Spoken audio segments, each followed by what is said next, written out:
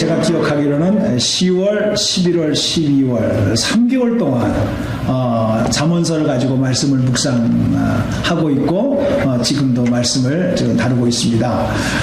상당히 중요한 내용입니다. 인생에서 여러 가지 일들이 참 많아요. 근데 그걸 일일이 케이스 바이 케이스로 다 열거할 수는 없지만은 그래도 잠언서에서 이럴 때는 이렇게 하는 것이 좋다. 또 이렇게 하면은 잘못될 경우가 있다라고 하는 많은 케이스들을 잠언을 통해서 우리에게 보여주면서 한 번 가는 인생이거든요. 그래서 인생을 일생이라고도 말합니다. 한 번 간다. 그래서 그 한 번 가는 인생, 결코 연습이 없고 그냥 지나가면 지나가는 그런 인생 속에서 어떻게 하는 하나님의 백성들이 이 세상에서 지혜롭게 올바르게 그리고 귀한 열매를 맺으면서 살아갈 것인가 라고 하는 주옥과 같은 말씀이 잠언서에 있습니다. 이제 계절이 많지. 다음 주에는 이제 크리스마스에 관계되는 설교를 계속해서 이제 시리즈로 말씀을 나누기 때문에 오늘로써 이제 잠언에 대한 이야기는 다 이제 결론을 맺고 끝을 맺겠습니다. 공식적으로 이제 잠언이 한 번 더 우리 교회에서 재단에서 선포되려면 시리즈로요 10년 후에 될 것 같습니다. 오늘 여러분들이 제목이 있는 바와 같이 지혜로운 인생을 살려면 어떻게 살아야 될 것인가 라고 하는 제목을 가지고 나누게 될 때에 제가 여러분들에게 큰 도움을 줄 수는 없습니다만은 하나님의 말씀을 통해서 한 번 가는 인생을 어떻게 하면 보람있고 귀한 열매를 맺으면서 후회 없는 인생을 살 것인가, 하나님이 기뻐하시는 삶을 살 것인가 라는 문제를 오늘 주어진 본문 말씀을 통해서 함께 나누기를 원합니다. 특별히 계절이니 많지. 2015년 12월 이쯤 되게 되면 누구나 다 주님의 계절이고 성탄을 앞두고 송구영신 예배다 새해다 여러 가지가 있겠지만은 먼저 우리가 생각할 것은 이미 지나온 2015년 1월부터 지금까지 내가 과연 잘한 것이 무엇인가, 또 잘못한 것이 무엇인가, 만족스러웠던 일이 무엇인가, 후회스러웠던 일들이 무엇인가, 기뻤던 일이 무엇인가, 슬펐던 일이 무엇인가 라는 것을 한 번쯤은 정리하고 그리고 넘어가야 될 그런 지혜가 필요하다고 생각을 합니다. 그런 면에서 여러분들에게 두 가지로 인물을 한번 소개합니다.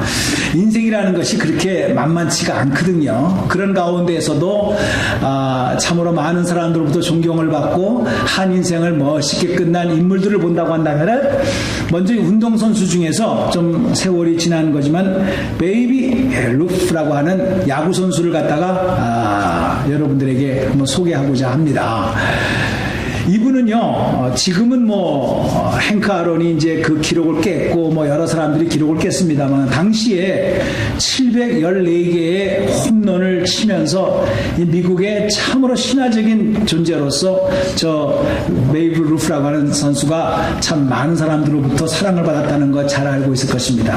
그런데 그것만 여러분들이 기억하지, 714개의 홈런이 있기까지 1330이라고 하는 엄청난 숫자의 스트라이크 아웃을 당했다는 거예요. 그러니까 저 타자가요, 타석에서 가지고 피처가 던지는 공을 못 받아치고 스트라이크 아웃, 3번 아웃을 딱 당했을 때 모자를 탁 벗고 고개를 푹 숙이면서 자기 베이스로 돌아가는 그 장면이 1330회가 있었다는 거예요. 그러나 중요한 것은 많은 사람들이 1330회라고 하는 스트라이크 아웃을 기억 안 해요. 714개의 홈런을 쳤다라고 하는 그런 것을 기억하면서 저 사람을 신화적인 인물로 우리가 기억하고 있다는 사실입니다. 저는 여기에서 이런 생각을 해봐요. 스트라이크 아웃이 실패고 홈런이 성공이라고 한다면은 실패 뒤에 성공이 왔다, 성공 뒤에 실패가 왔다가 아니라 야구 게임처럼요, 인생이라고 하는 것이 실패와 성공이, 성공과 함께 실패도 있고 실패와 함께 성공도 있으면서 섞여 있다는 거예요. 섞여 있다는 거예요. 여러분 꼭 그걸 잊지 마세요. 꼭 성공한 다음에 실패가 있고 실패한 후에 성공이 있다. 이런 공식이 아닙니다. 성공, 실패, 성공, 실패가 섞여 있으면서 그의 인생을 여러 가지 모양으로 우리의 마음을 올리기도 하고 내리기도 하는 그런 과정이 인생이라는 거예요. 또 하나의 인물은 여러분이 잘 아시는 바와 같이 미국의 16대 대통령이었던 에브라함 링컨입니다. 그가 노예 해방을 했고 가난한 자의 집안에서 태어나서 열심히 공부도 하고 그래서 결국은 대통령이 됐다. 이런 것만 기억하지 대통령이 되기까지 주지사도 해야 되고 여러 가지 선거를 해야 되는데 8번 떨어졌다는 걸 기억하십니까? 정치가가 선거에서 8번 떨어졌다고 하는 것은 절망과 좌절을 가져올 수 있는 그런 숫자입니다. 그럼에도 불구하고 그가 포기하지 아니하고 끝까지 뜻을 두고 믿음을 가지고 나아감으로 말미암아 드디어 위대한 일을 했던 에브라함 링컨, 아마 여러분이 잘 알고 계실 것입니다. 그분이 훗날 대통령이 되고 난 다음에 기자가 와서 물어봤어요. 당신의 인생의 뒤안길은 어떤 것이었습니까? 하니까 이렇게 참 멋있는 말을 했어요. 잠시 약간 미끄러졌을 뿐이지 낭떠러지에 떨어진 것은 아닙니다. 그렇게 말을 했다라는 거예요. 여러분, 우리가 인생을 살아가다 보면은 샌안토니오의 날씨에 비가 안 오고 눈이 안 오고 미끄럽지 않으니까는 그런 거 별로 경험이 없겠습니다만은 미끄러질 때가 많습니다. 그래서 넘어지기도 합니다.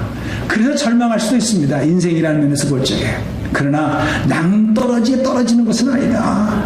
끝난 것은 아니다. 이런 마음을 가지고 끝까지 에브라함 링컨은 하나님께서 맡겨주신 귀한 사명을 잘 감당해서 우리의 기억 속에 참 훌륭한 대통령이었다라고 하는 이미지로 남게 되어졌다는 사실입니다. 오늘 저와 여러분이 읽은 오늘 본 말씀을 보게 되게 되면 16절에 이런 말씀이 있습니다. 대저 의인은 7번 넘어질지라도 다시 일어나려니와 라는 7번 넘어진다 라는 말씀으로 우리에게 본문 말씀을 시작하고 있습니다. 저는 이 말씀을요, 오늘 본문 말씀이기 때문에 묵상한 것이 아니라 여러분들 잘 아시는 바와 같이 참 이 말씀 깊게 생각해야 될 것입니다. 아니, 악인이 넘어진다고 그러면 이해가 되지만은 왜 의인이 한 번 넘어지고 2번 넘어지는 거? 그것도 이해가 되는데 7번씩이나 넘어진다? 이것은 성경에서 말하는 7번이 아니라 완전 숫자거든요. 그러니까 많이 넘어질 수 있다는 얘기예요. 왜 이런 말씀을 했을까라는 생각을 해보게 되는 것이죠. 그러면서 한 가지 기도하는 가운데 하나님께 주시는 지혜는, 그래, 인생을 살다 보면 악인은 반드시 넘어지고 의인은 반드시 성공한다, 그런 공식이 있는 것이 아니더라고. 여러분의 인생은 어떻습니까? 반드시 착한 사람은 잘 되고 악한 사람은 망해야 된다고 생각하십니까? 이 세상이 그렇게 정확합니까? 그렇지가 않더라고요. 그래서 성경이 진리인 거예요. 의인도 넘어질 수가 있구나. 여기에서 우리가 한번 생각의 전환을 통해서 한번 생각해 볼 필요가 있다는 것이죠. 하나님 보시기에 의인도 실패할 수 있다. 의인도 고통당할 수가 있다. 의인도 넘어질 수가 있다. 라는 가능성을 성경은 너무나도 정확하게 우리에게 보여주고 있습니다. 첫 번째가 요셉입니다. 잘 아시는 바와 같이 그렇게 감옥에 갈 만큼 큰 죄를 지은 요셉이 아니었지만 세상의 오해와 모함 속에서 형제들에 의해서 팔려가기도 하고 보디발 장군 아내의 모함에 의해서 감옥에 가기도 하게 되는 애매한 고난을 요셉은 당했어요. 사도 바울, 그가 그렇게 감옥에 갈 만큼, 매맞을 만큼, 헐벗고 굶주릴 만큼 그렇게 나쁜 짓을 해서 그런 고통을 당했습니까? 아니에요.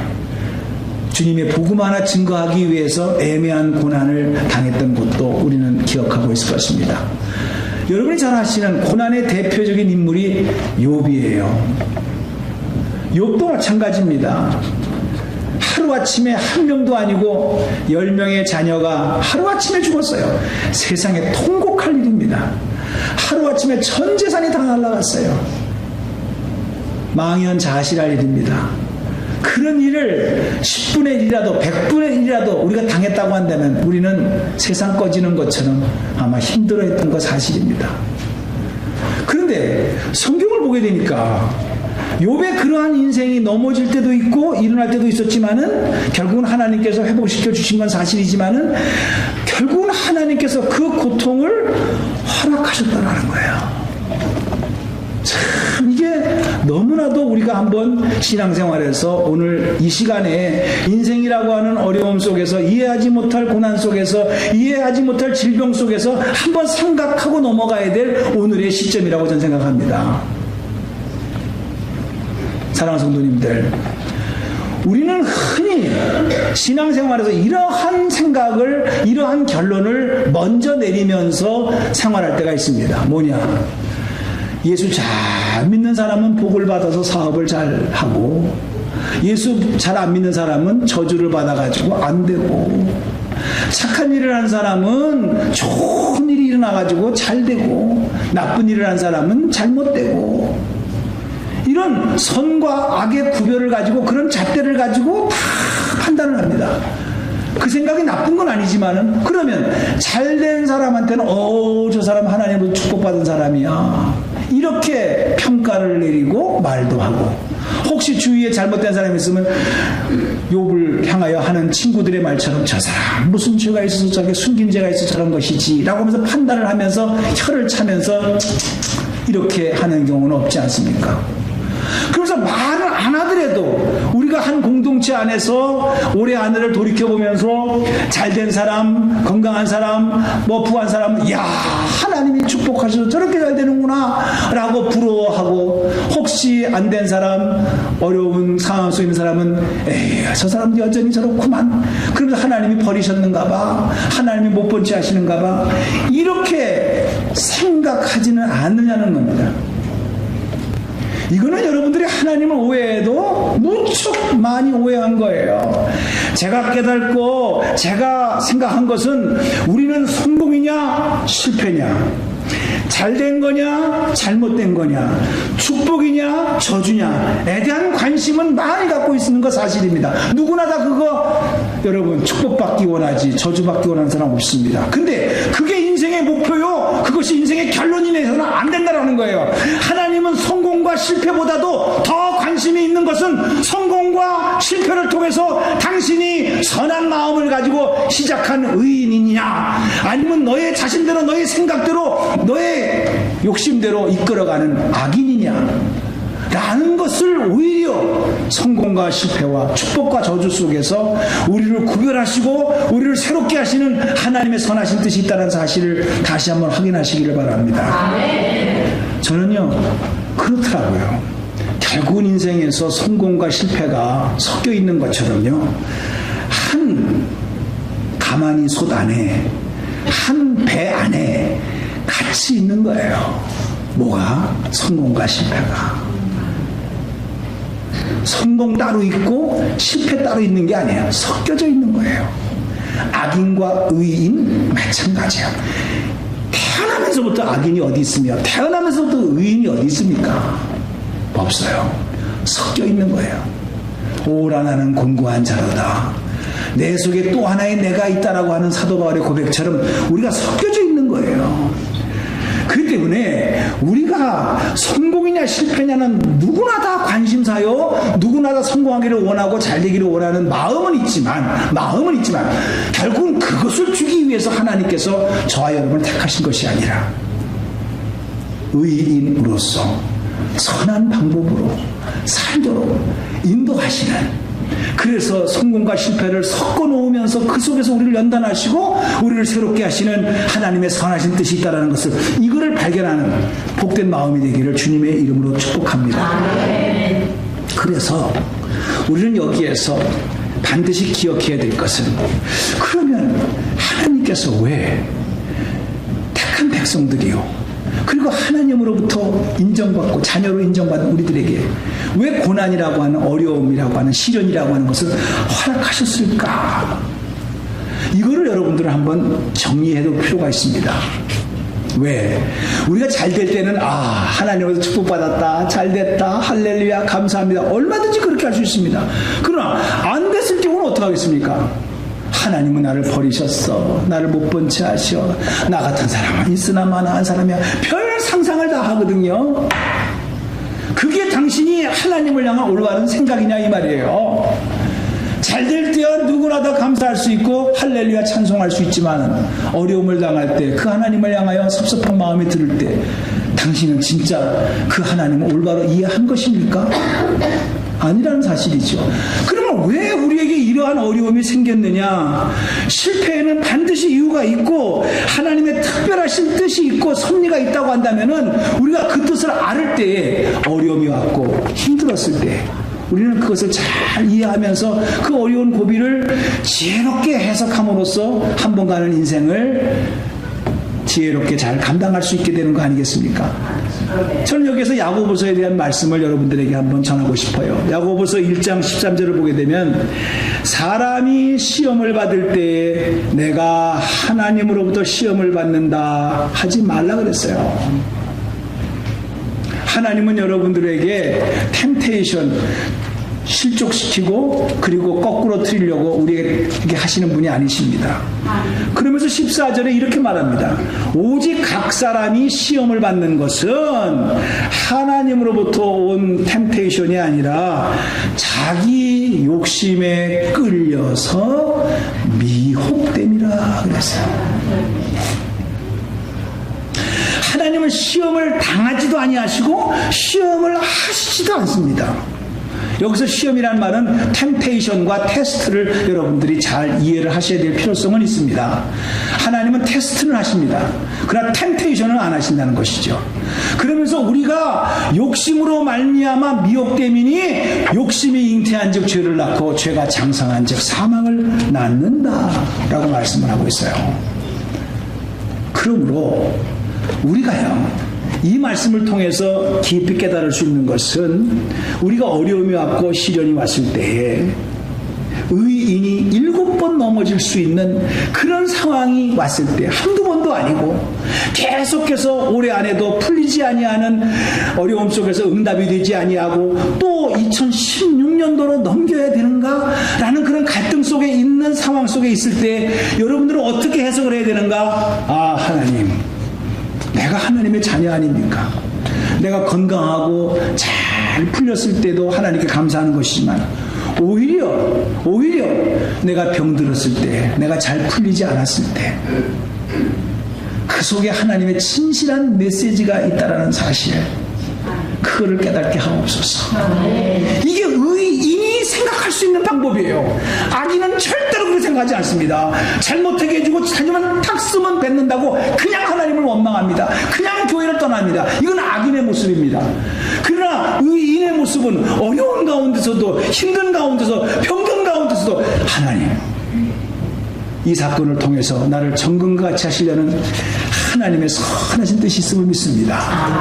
아버지여 나를 새롭게 하시옵소서 라고 하면서 오히려 힘들고 어렵고 병들었을 때 하나님께 가까이 가는 그런 놀라운 역사가 의인의 모습이라는 거예요. 이거를 하나님은 더 기뻐하시는 거예요.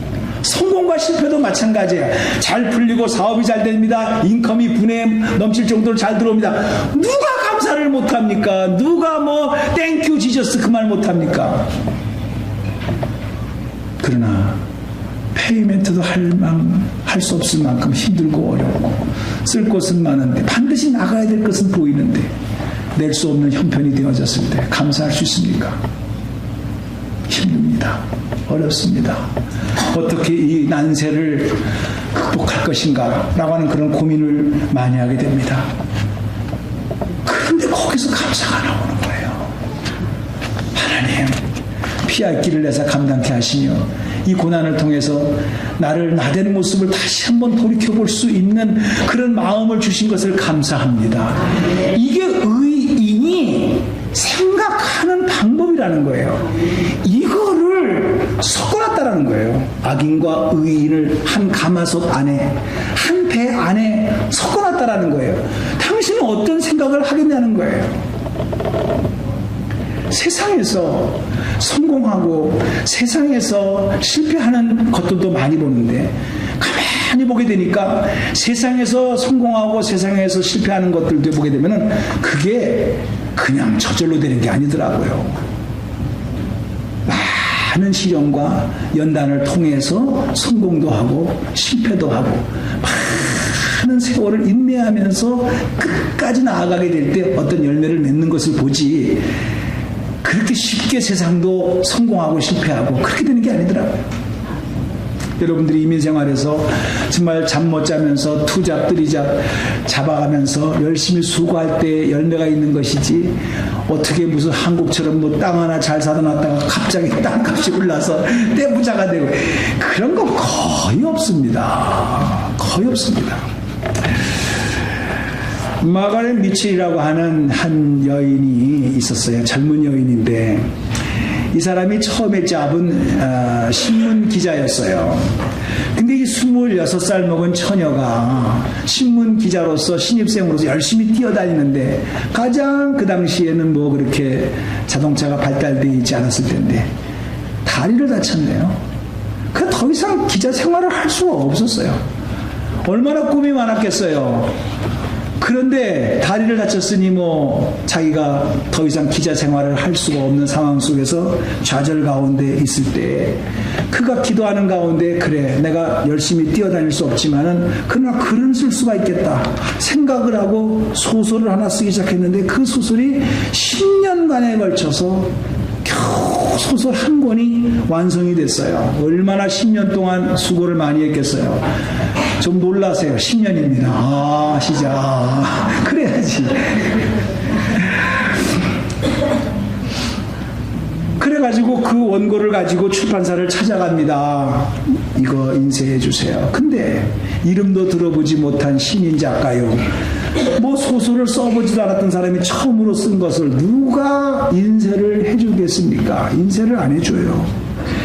3년 동안 그 원고를 가지고 출판사마다 돌아다녔지만 한 사람도 그것을 출판하겠다고 말해주는 사람이 없었어요.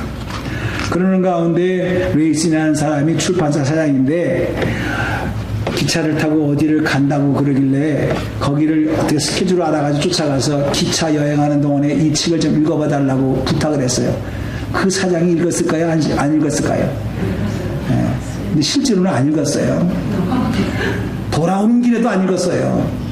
근데 이 여자가 포기하지 아니하고 그 사장님 집에 주소를 알아가지고 전보를 쳤어요. 사장님 한 번만 읽어주세요.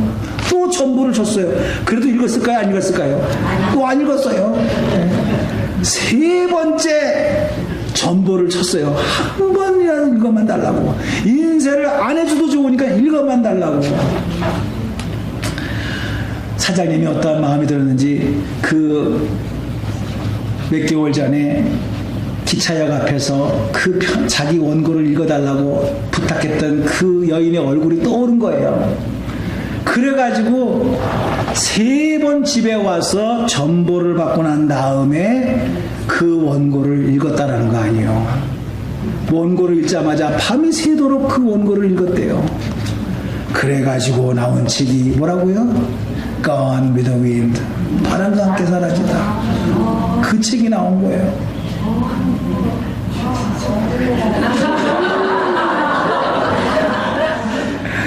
베스트셀러가 된 거예요. 영화로도 그렇게 나오고. 여러분, 남의 성공이 그렇게 쉬운 게 아니에요. 안 믿는 사람이 성공했다? 부러워할 거 하나도 없어요. 나름대로 수고한 거예요. 나름대로 애쓴 거예요. 세상도 그런 거예요. 우리는 그저 악인, 의인 이것만 구별해서 믿는 사람, 안 믿는 사람 이렇게 딱 잣대를 가지고 보기 때문에 왜 저 사람은 성공을 해? 나는 예수 잘 믿는데 나는 왜 축복을 안 해줘? 우리는 너무 쉽게 생각을 해요. 인생은 그렇게 쉬운 것이 아니에요. 성경은 24장 오늘 17절에 이렇게 말합니다. 내 원수가 넘어질 때에 즐거워하지 말라. 올해 안에 여러분을 향하여 괜히 가십하고 눈초리를 째려보면서 노려본 사람이 있었는데 그 사람이 탁 하니 교통사고가 났더라. 아이고 쌤통이다 이런 마음을 가진 사람이 있습니까? 우리는 그렇게 구체적으로 말을 안 해도 속으로 시원합니다. 역시 하나님 살아계셔? 나를 미워하더니만 아주 쌤통이네. 얼마나 고소하겠습니까? 여러분을 미워하고 시기하고 매일 째려보는 그 사람이 잘못됐더래. 근데 성경은 그런 사람이 넘어질 때 즐거워하지 말며 그가 엎드려질 때 마음에 기뻐하지 말라 그랬어요. 하나님의 말씀입니다. 자기가 기준이에요. 하나님도 그가 사랑하는 대상임에도 불구하고 내가 싫고 나에 대해서 잘못하니까 내가 기준이 되어져서 잘못된 소식이 들렸을 때 쌤통이다 이렇게 말하는 거예요. 근데 그 다음 하나님 말씀 뭐라고 합니까?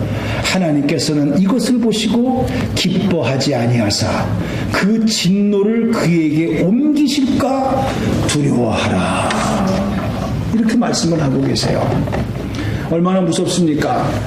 우리가 믿는다고 해서 우리는 예수 믿기 때문에 반드시 축복받아야 돼. 안 믿는 사람이 잘 되는 것은 꼴을 못 봐. 그러면서 우리가 그렇게 기도하고 있지는 않은지 모릅니다. 그러면서 이어지는 말은 또 이렇게 말합니다. 이제는 못된 사람이 잘 되는 거예요. 19절에 너는 행악자들로 말미암아 분을 품지 말며 악인의 형통함을 부러워하지 말라. 악인이 잘 되는 것을 부러워하지 말라. 나는 바람과 함께 사라지다 그 소설을 친 그 여인이 뭐 예수를 믿었는지 안 믿었는지 I don't know. 그러나 여러분들이 세상에서 안 믿는 사람이 잘 됐을 때 우리가 최소한도 생각할 수 있는 것은 그도 노력한 거예요. 인정하셔야 돼요. 세상에 공짜가 어디 있습니까? 떼돈 버는 게 어디 있습니까? 그런 일들이 참 많더라고요. 1940년에 발명가 체스터 켈슨이라는 사람도요, 좋은 물건 하나 발견했다고 그래요. 이 사람이 그 아이디어 하나를 가지고 회사를 다니면서 제발 좀 이 물건 하나 만들어 달라고 부탁을 했다는 거죠. 20개의 회사를 돌아다니면서 했어도 아무 그 부탁을 들어주질 않았고 이 사람은 7년 동안을 다녔어요. 이 물건 좀 만들어 줄 회사가 없냐고. 그랬는데 이 사람이 드디어 7년 다음에 헤로이드 캠펀이라고 하는 사람을 만나게 됩니다. 그 사장이 이 사람의 말을 들을 때 7년 동안 내가 이거를 포기하지 아니하고 내가 이거를 갖다가 만들기를 원합니다 라고 그 열정에 감동이 되어져서 7년이라는 말을 듣고 포기하지 아니하고 다니는 그 사람의 말을 듣고 그러면 우리 회사에서 한번 당신이 만든 발명품을 만들어 봅시다. 이렇게 해서 1940년에 처음으로 전자복사기가 만들어졌어요.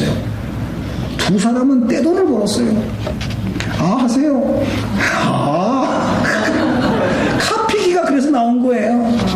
저절로 나온 게 아니에요, 카피기가. 그렇게 여러분들이 집마다 있는 카피기의 처음은 그렇게 시작이 된 거예요. 남들이 성공한 거 너무 쉽게 생각할 수 있습니다. 하루아침에 된 것처럼 생각할 수 있습니다. 또 결과만 잘 되면 동기가 어떻게 됐던 간에 과정이 어떤 간에 다 좋은 게 좋은 거야. 결과가 좋잖아. 이런 식으로 생각하면서 쉽게 넘어갈 수가 있습니다. 그러나 여러분, 오늘 말씀을 통해서 깊이 생각해 볼 수 있는 것은 성공과 실패, 그것을 목적으로 둔 성경이 아닙니다. 당신이 선한 마음으로, 순수한 동기로, 하나님이 기뻐하시는 마음으로 시작했는가? 그것이 선한 의인의 마음이요.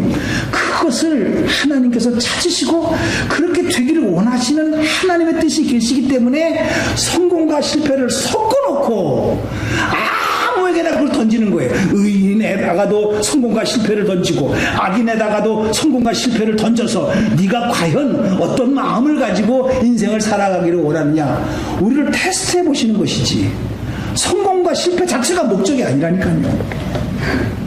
그것을 깨달을 때 우리는 내가 성공과 실패의 목적이 아니라 성공과 실패 사이에서, 성공과 실패가 함께 있는 삶의 현장에서 나는 무엇을 지향하며 무엇을 바라보며 살아가야 될 것인가. 이게 삶의 지혜라는 것이죠. 사랑하는 성도님들, 말씀을 마치겠습니다. 오늘 성경은 다시 한 말씀이지만 대저 의인은 7번 넘어질지라도 다시 일어난다, 이렇게 말씀하십니다. 이것은 의인이 7번 넘어지니까 쉽게 넘어질 수 있다? 넘어져도 좋다? 그런 뜻이 아닙니다. 저도 느끼는 거지만은 의인은 실제로 잘 넘어지지 않습니다. 왜? 하나님의 뜻을 따라서 생각하기 때문에 잘 넘어지지 않습니다. 그러나 어쩌다가 넘어질 수 있습니다. 그럴 때 우리는 훨씬 더 세상 사람보다 상처가 큽니다. 왜? 우리가 하나님을 의지했고 또 하나님의 뜻대로 살려고 노력을 했음에도 불구하고 잘못된 결과가 나왔을 때에 하나님, 이럴 수가 있습니까? 노력한 다음에 얻어진 결과가 좋은 결과가 아니고 나쁜 결과가 나왔을 때 우리는 다른 사람보다 더 실족할 수 있다는 사실이에요. 그런데 또 한 번 말씀드리지만, 의인도 넘어질 수 있구나. 성공이냐 실패냐의 목적이 아니라 성공과 실패를 섞어 놓아서 그 속에서 하나님의 선하신 뜻을 발견하려고 하시는 하나님의 방법이로구나 라고 깨닫는 순간에 하나님의 약속의 말씀이 임하여 주신 줄로 믿습니다. 시편 37편 24절에 이렇게 말씀하십니다. 저는 넘어지나 아주 엎드러지지 아니함은 여호와께서 손으로 붙드시니라. 시작. 저는 넘어지나 아주 엎드러지지 아니함은 여호와께서 그의 손으로 붙드심이라. 믿으십니까?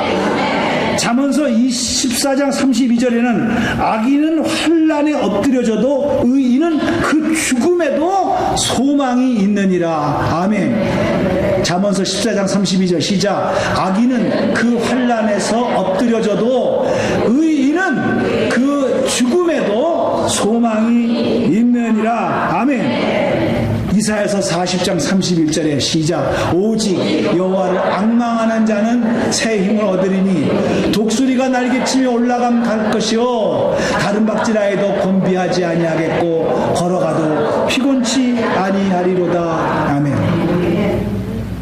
자, 결론을 내리겠습니다. 올해 한 해만 생각해 봅시다. 원망할 일이 많이 있습니까? 누구누구 때문에, 누구누구로 인하여 내가 이렇게 피해를 당했다 라고 시비할 게 있습니까? 고민할 게 있습니까?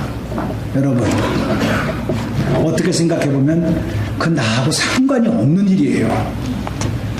아니, 나를 해코지 있는데 나하고 상관이 없다니요? 아니에요. 그거는 인간적인 생각이에요. 하나님께서는요, 그런 사건을 통해서 나를 다스리시고 나를 연단시켜 주시는 하나님의 선하신 뜻이 있고 거기에 하나님의 메시지가 있어요. 그것을 발견할 수 있는 게 의인이라는 거예요. 이거를 관심을 둔다라는 거예요. 하나님은 성공과 실패는 항상 우리의 그림자처럼 따라다닙니다.